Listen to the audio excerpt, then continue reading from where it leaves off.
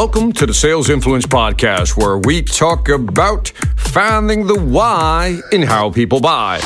I'm your host, Victor Antonio. Thank you for joining me. Always glad that you're joining me on this podcast. Thank you for lending me your ears. All right, today I want to talk about something interesting. I came up with this concept, and so I'm going to present it to you, and then let's talk about it, right? So I saw this phrase. It said, a good attitude does not guarantee you good results, but good results will guarantee you a good attitude. Now, let's kind of break that, because that made my brain stop for a second. Let me say it again. A good attitude does not guarantee good results, but good results will guarantee you a good attitude. Now, when I thought about that, I go, okay, I had to kind of pause and take a sip of my black coffee. And I said, okay, good attitude doesn't guarantee good results.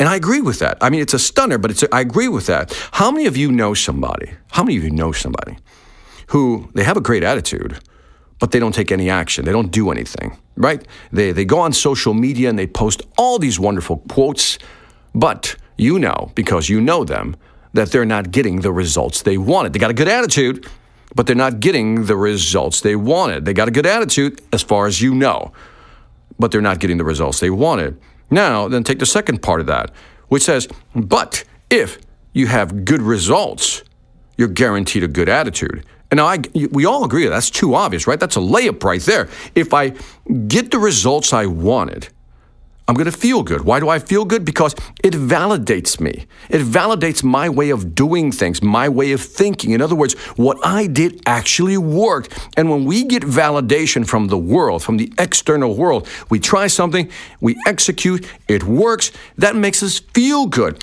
Good results does guarantee a good attitude, unless you're just somebody I don't know, like a real different type of thinking person.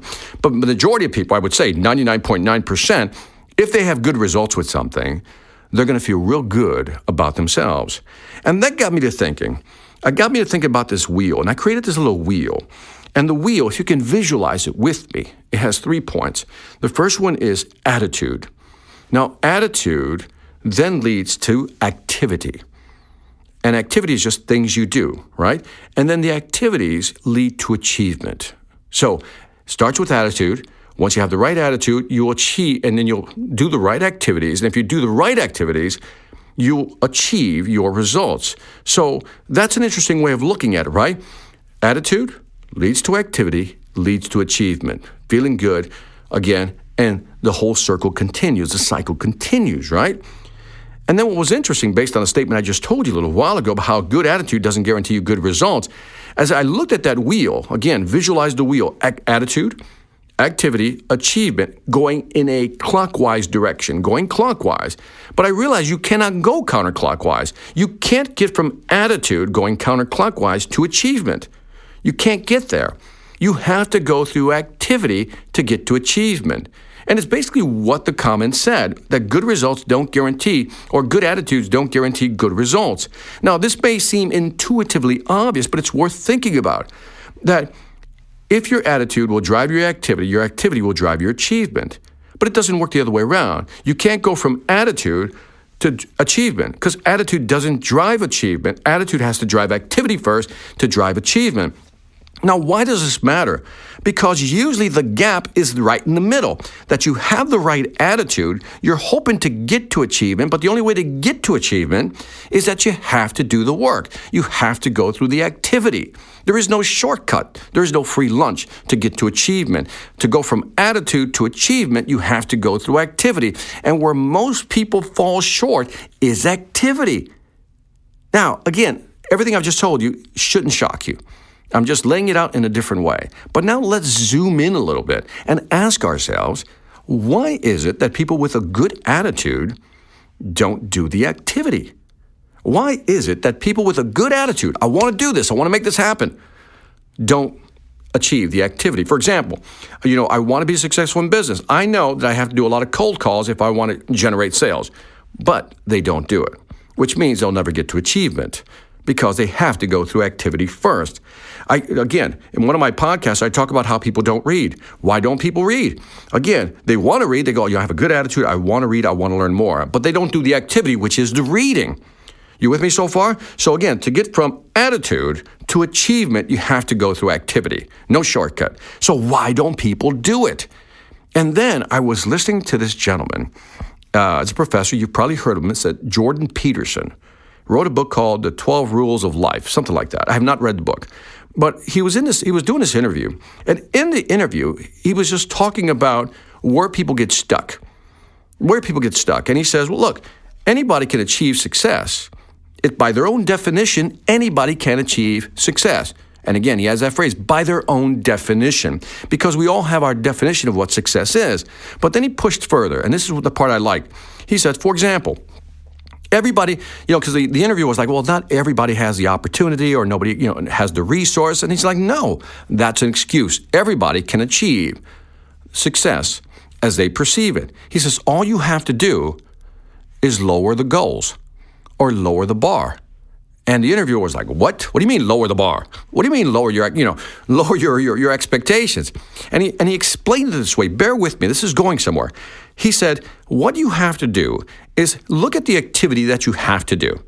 Now, this is my phrasing here, just to fit it into this model of attitude, activity to get to achievement. He says, look at something that you have to do to achieve a goal. And then you break it down into activities. Right? And then you can take those activities and break them down even further to the point you're breaking down so far down that you can actually do it. It's so, that I can do. So, for example, let's go through it real quickly. Let's say that your attitude is, I got to read books. I really got to learn more about X topic. I want to be a better salesperson. I need to read more books on selling to really understand different processes and techniques, right?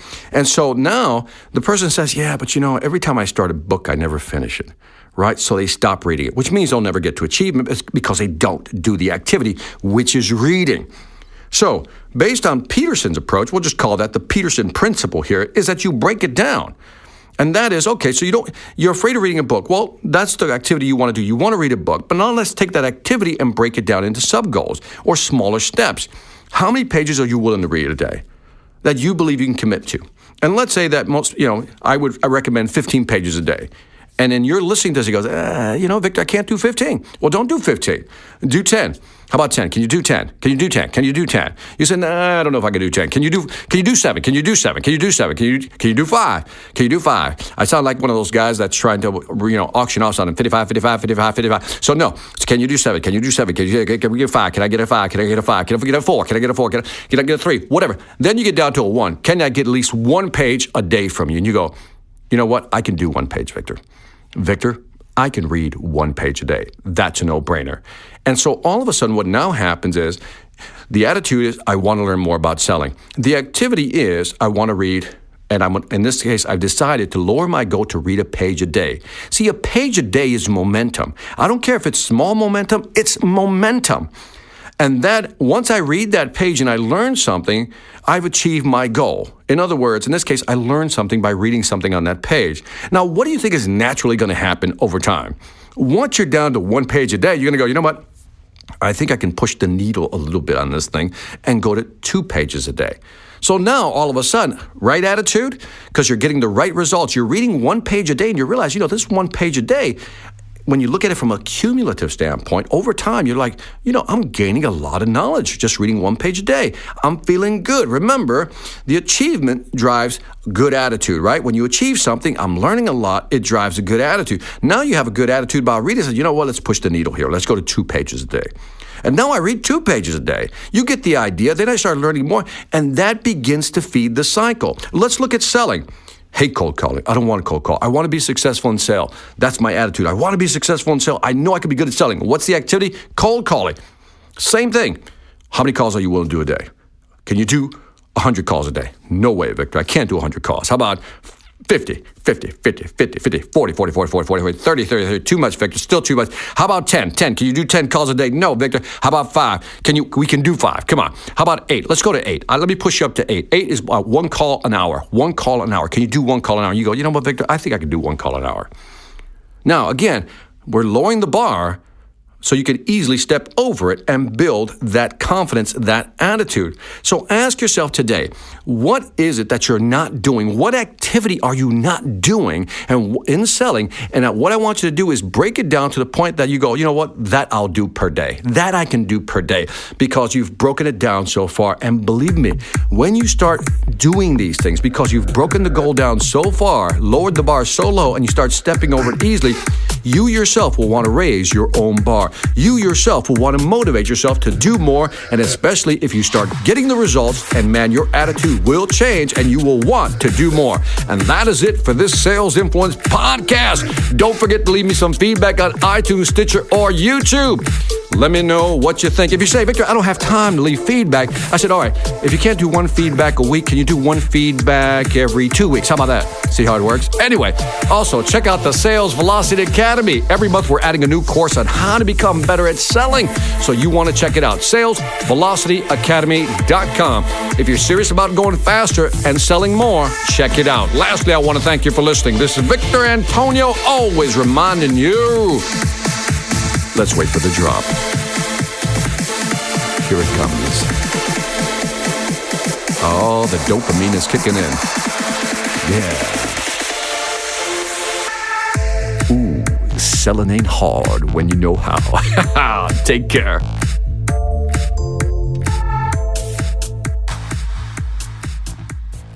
Hi, I'm Victor Antonio. I'm an author, sales trainer, and keynote speaker. I'm often asked, what makes a great speaker? Is it someone who delivers real content that the audience can use? Is it someone who engages the audience so they're part of the learning experience? Or is it someone who can motivate an audience to push them beyond their comfort zone and discover new abilities? The answer is yes. But the most important thing to remember is that I'm not there to look good. I'm there to make my client look good. Simply put, it's never about me, and it's always about them.